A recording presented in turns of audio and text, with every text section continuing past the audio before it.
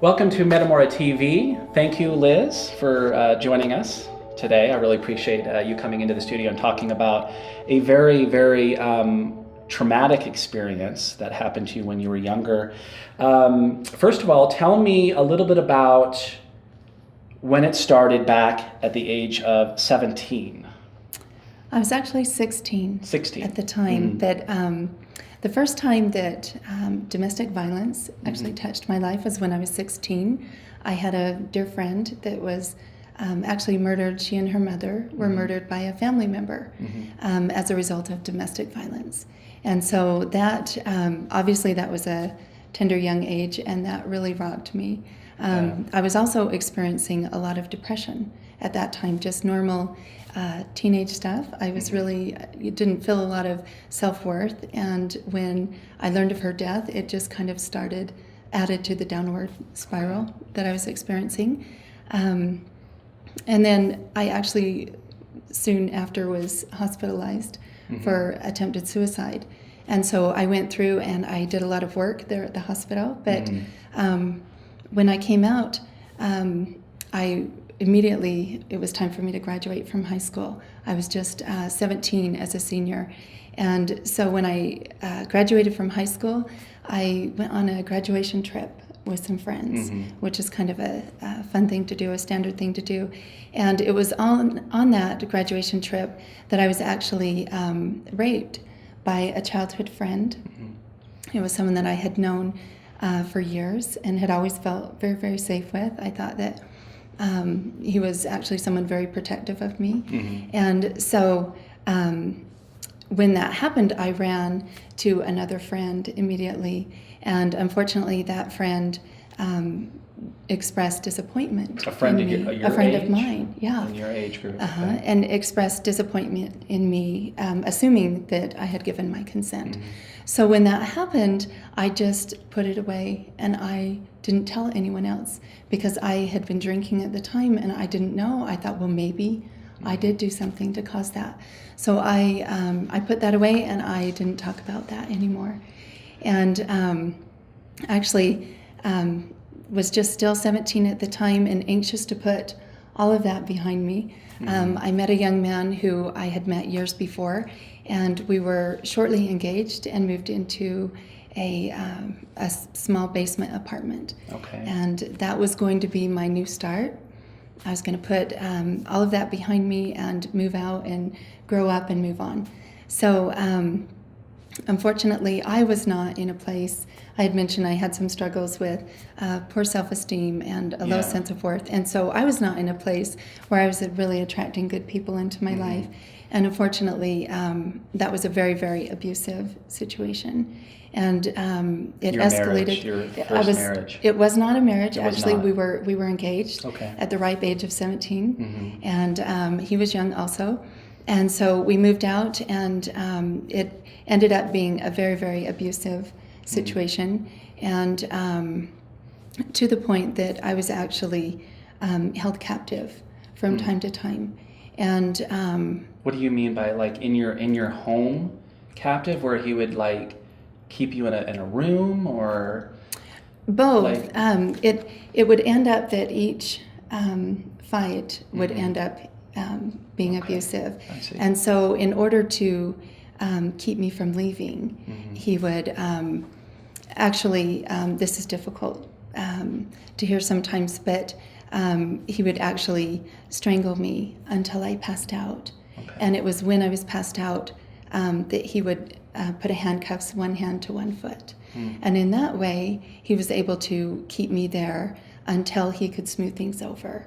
And so many a night I would wake up unclear how long I had been there. Typically, still on the ground. There's not a lot you can do from that position.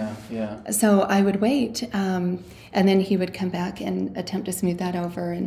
And of course, it was he would express that it was his love for me and the fear of losing me that was why he had to do those things. So that was done out of love. And so it was a very, very difficult situation. And at first I saw him as wounded, and I was going to help him. I was going to save him. I was going to show him that I could love him through those things. And you would try to heal him or something. Yes, to that effect. because I was very used to taking care of people in that way. Yeah. And so by the time I realized, because at one point it occurred to me that I would probably die in that situation. And at that point I was in a situation where it was difficult for me to leave. Okay. So. Now, you were telling me off camera that this is the first time you've ever talked about it ever on film. Yes. I guess is what you're saying, and I really appreciate you coming here, and this is very brave of you. We recently did a documentary film, and I think you'd heard about it, about the forgiveness journey. That's right. And I think you would have been a great interview for that. And I understand that you contacted the Forgiveness Project in the Yes. United Kingdom with your story as well. And they're a great organization. They're doing amazing things. They are. So today you're dealing with, is it fair to say, post-traumatic stress syndrome, anxiety disorder, things like that from your past? Yeah, I've been working through it over the last 10 years. I would say that my world went from, because I kind of, when all of that had happened years ago, I was anxious to move on.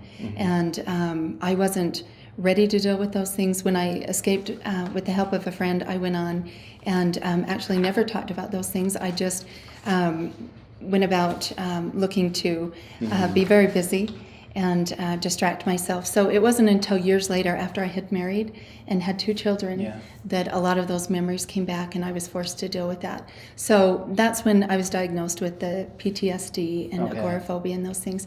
And I use those labels mostly because it gives people a picture of what you've been dealing with without having to go into a lot of the detail. But so my world is kind of expanded from when that first happened, being in my room. That was what felt safe to me. Just all in one day, I went from being a grown-up out in the world to just completely shutting down. When my husband came to pick me up, I was in the fetal position on the grass. I wasn't, so I was just been able to expand my world, and now going out and challenging those fears and being able to be back in the world again. Just recently. Over the last several years. And something happened in 2014 that affected you. The person that had raped you actually passed away. He did. Yeah. And how did that affect you? Are you able to forgive that person? Or obviously, I think you'd still be working through that process now? I am working through that process. I went through a lot of work. I started doing some writing during those years where it was really difficult for me to go outside of my home, and I would write. And in that writing, it would help me to process not only the memories that I was dealing with, but it spurred the forgiveness process for me. And so I made a decision based on my past and the mistakes that I had made. I didn't want to be judged by the decisions that I had made and the mistakes that I had made. So I made a decision to forgive them. And, I joke that that's momentous to decide to forgive someone. And then, but it really is a process. So last year I learned of this person passing away. And it was in that moment that I started to feel some of those old feelings come up, and I thought, and then immediately the first thing that crossed my mind was that he had never expressed remorse. So that came immediately to my mind, and I recognized that I still had that choice, that it was always my choice to forgive him, and that he didn't have to physically be on this earth or even participate in that was mine to forgive. And so I was able to let him go once again and just express condolences to those that had lost. It's difficult. It is difficult.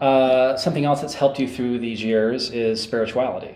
Yes. And your faith. Can you tell me a little bit about that briefly? Absolutely. In those early years when I was kind of secluded in my room, I hit my knees. I didn't know how else to heal, and the people around me didn't know how to help me.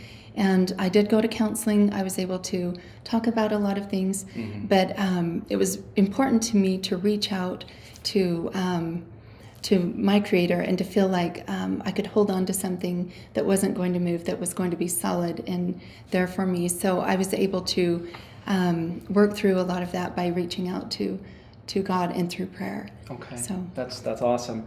And today, much happier news and some things that you're doing in the community, working with some different nonprofits, including Women of Worth. Tell me about that organization and what they do.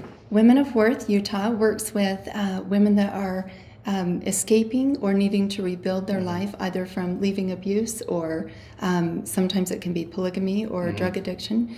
So in some way needing to rebuild their lives.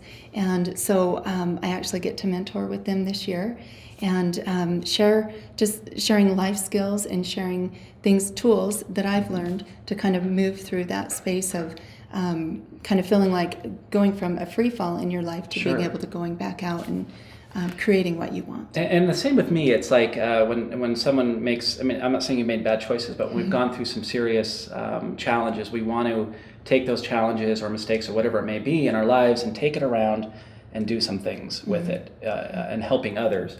You also volunteer with OER. What does OER stand for? OUR, and it stands for Operation Underground Railroad.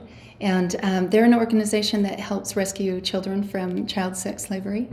And so they're actually a jump team that goes on the ground and literally rescues the children. Like a SWAT team? Yeah, wow. Like a SWAT team. Okay. So they work with a lot of ex-military, and they're based in California, but they also have an office here in Utah. Okay. And so as a family, we fundraise for OUR and we volunteer and we educate the community. But that's not my personal story, being held captive in that way, but I can absolutely relate to the themes of captivity and also sexual assault. And so it speaks to me, and it's important to me that I have 2 young girls. It's important to me that they understand about those things and be part, rather than living in fear, being part of the solution and going out and understanding how you can use those struggles and those trials to bless others. Sure, definitely. And another nonprofit or charitable organization you're trying to start, your own family. Can we talk about that a little bit? Yes.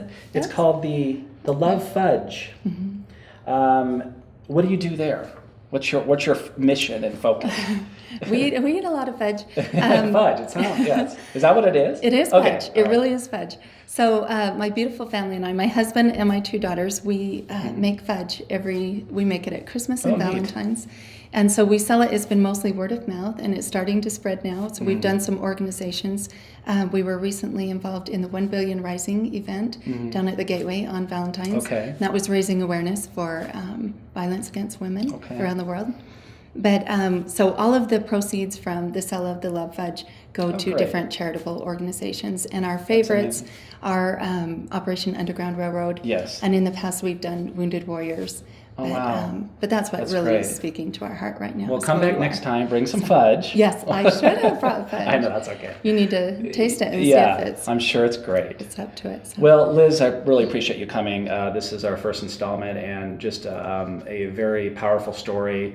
I appreciate you coming and talking about your past and the organizations you're working with and fundraising for. Anything else that you want to add before we head out?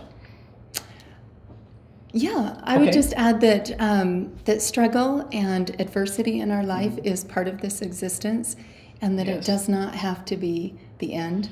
In fact, it's typically the beginning. And you don't have to be defined by it. That's right. You know. That's right. It typically is because of our struggles that we go on and are able to bless other people. It's not in spite of, it's because of. And I agree with that. I think a lot of viewers would agree with that as well. Yeah. So thank you very much. I appreciate it. Thanks, Matt. For Liz Stone, my name is Matt Duhamel. Join us next time on MetamoraTV, where film is transformative.